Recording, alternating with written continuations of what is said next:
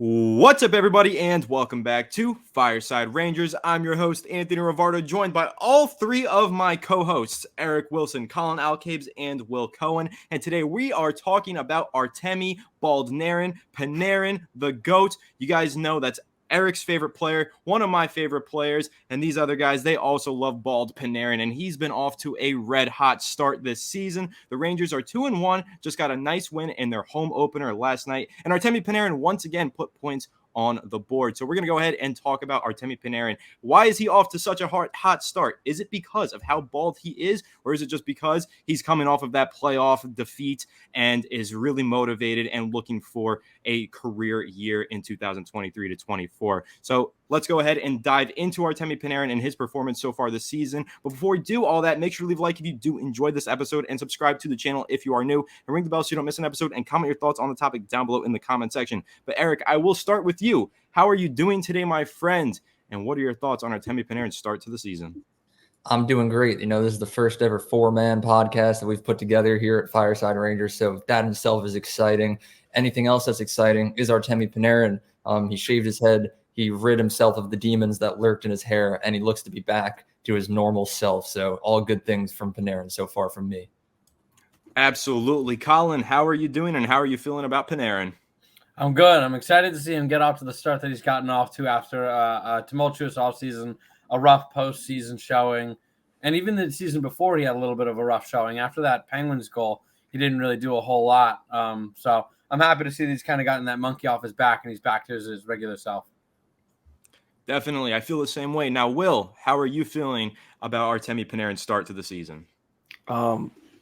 I love him more than I've ever have, and he's my favorite player. I love him so much.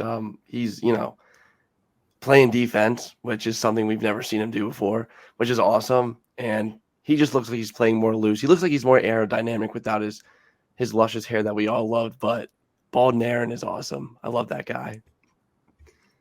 Yeah, I'm in the same boat. So let's go ahead and talk about that defense that you mentioned, Will, there, first and foremost, because that is a noticeable change in Artemi Panarin's performance so far this season, right? In the past, we've seen him be a little bit lackadaisical, not totally involved on the defensive end under Gallant, and now with Peter Laviolette here coaching this team, the system's different. And Vincent Trocheck had some interesting quotes about it, which are on EmpireSportsMedia.com. You can go ahead and read about them. But he talked about how everybody's getting more involved defensively, and Artemi Panarin is part of that. He's been way more involved defensively. So, Eric, what noticeable changes are you seeing in Panarin's game? And that defensive edge that he's now bringing to this team, how much of an impact do you think that's making in terms of his point production and really overall cohesiveness of this Ranger squad? Yeah, I think there's a big difference between Gallant and Laviolette, where Gallant kind of just sent his top players out there and was just like, do whatever you really want, whereas Laviolette is really more hands-on, more structured. And I think out of everyone who's been benefited from this new system, Panarin is probably at the top, because Panarin is the type of player where if you give him all of the power in the world, he's going to abuse it a little bit. He's going to make a bunch of fancy spin moves and cross ice passes that really should have been avoided. But with Laviolette, there's definitely more structure. Panarin's playing with more focus, and he looks a lot better playmaking wise, as well as defensively, like you guys mentioned. I know he's had I don't have the exact number, but he's had a lot of takeaways so far this season, just stripping the puck from opposing players. And he's been better about giving the puck away. Last season, he was like the leading player on the Rangers in giveaways. But so far this season, he's at 0 through 3 games played. So that's a great sign as well. Yeah, last season, 102 giveaways. This season is 0 through 3 games. Colin, what are you seeing from Artemi Panarin that really stands out to you in Peter Laviolette's system? I think he's buying in. I think he recognizes that Laviolette has some good teams in the past. Man's been to the Cup 3 times, so he knows how to get there. And I think that he's recognizing that in order to have a good team and be a competent offensive team, it starts with defense, and it all starts in your own zone. Because being better in your own zone causes those turnovers, causes better breakouts, which lead to odd-man rushes and better scoring chances. And I think that he recognizes that, and that he's fully in on this system, which I was a little bit concerned for, being that in the past he's been such an offensive-minded guy. I was a little bit worried how he would adjust, but he seems to be doing just fine through 3 games so far, and hopefully he can keep it up. Yeah, Will, what are you seeing from Artemi Panarin? What do you think about his skill set is translating so well over to Peter Laviolette's system? Um, Panarin said in the past, he said it after Gallant, that he likes to have a coach that's more hands-on. He doesn't like someone who's just there and just laid back, which is what Gallant was. So I think Peter Laviolette pushing them to be more physical and be more aggressive in the corners and on the boards is helping him a lot more.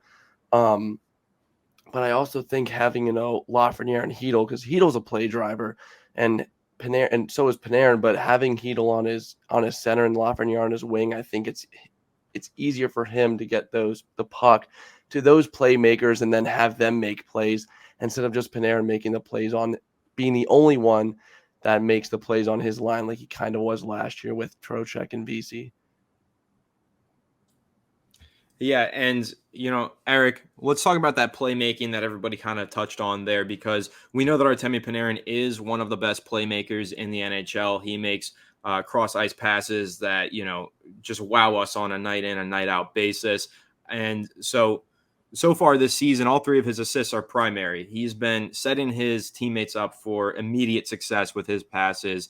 And what are you seeing from him, and kind of comparing and contrasting that to the postseason, right? Because in the postseason, his confidence, we know he's mentioned it as well. His confidence was gone in the postseason. And I feel like that led to a lot of the giveaways that he had against the Devils in that series. But so far this year, not so many giveaways, none to be exact, 0 giveaways, but a lot of great passes across the ice. What are you seeing in terms of Artemi Panarin's confidence that's really making you confident in the way that he's going to perform throughout the rest of the year? Yeah, I'm happy that you immediately transitioned it into the confidence thing, because when you started that question, that was going to be my answer. Last playoffs against New Jersey, he had a pretty good game 1, had 2 assists in that blowout game that the Rangers had. But then after that, he kind of just disappeared. No one really knew what happened. It turned out that he was just really lacking in that confidence and just didn't feel like himself. But whether it be the new haircut or anything, like any work that he did over the summer, his confidence does appear to be back. He's shooting the puck a lot more. He used to always be more of a pass first type of player, just look for someone else to put it in the back of the net. You just look at last night, that assist that he had on Vincent Trocheck's first goal of the season. It came off a deflection from Trocheck from a Panarin wrist shot. So just to see Panarin out there, he's skating faster, playing harder, shooting the puck a lot more, which is a criticism that a lot of fans have had even before last playoffs. It's all great signs to see.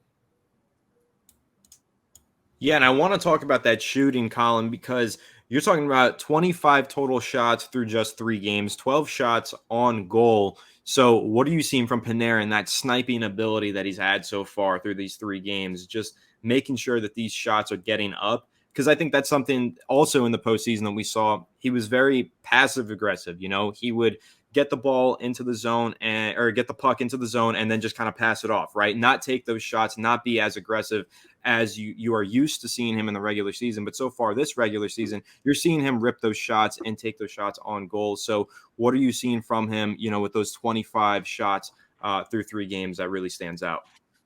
I think he's just obviously we know what we get with Panarin. He's a world-class passer, world-class playmaker.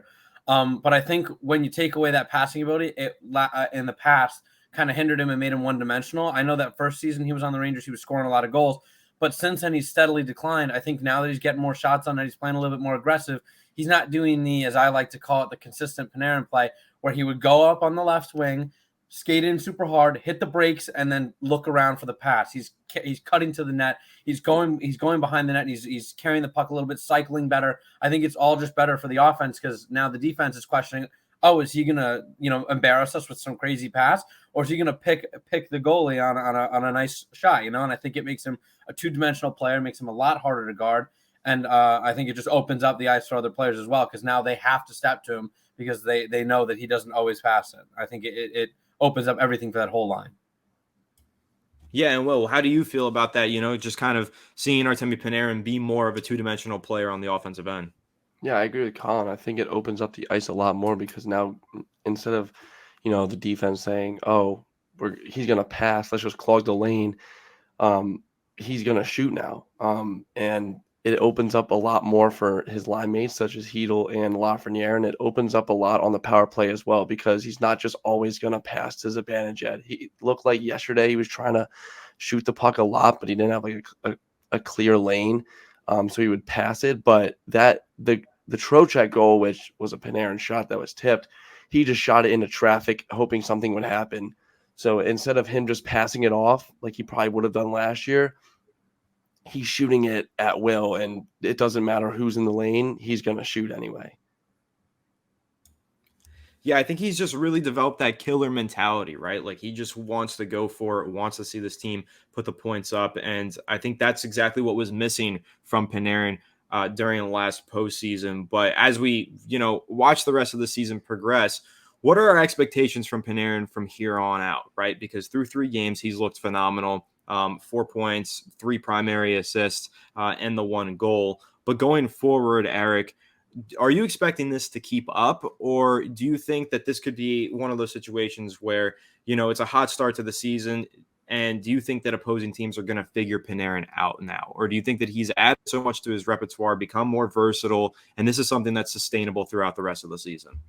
Yeah, I mean, kind of just to add on to what Colin said earlier, Panarin is a multi-dimensional player who has a lot of different weapons in his arsenal that he can use. So I don't think teams, even if they tried, could have the ability to just learn how to defend against Panarin. It's not like Zibanejad where every single game he's sitting in the circle looking for a one-timer. You can easily defend against that. But someone with the hands and the skills and just the hockey IQ of Panarin, you can't learn how to stop that. It's just pure raw talent. So I think we're going to see another great season out of Panarin. In the 4 full seasons that he's been playing with the Rangers, he's hit over 90 points in every single one except for 1 season, which was the shortened COVID year. So you can't even really count that one. Now, Panarin's never hit the 100-point mark in his career, but he's come very close. His career high was 96.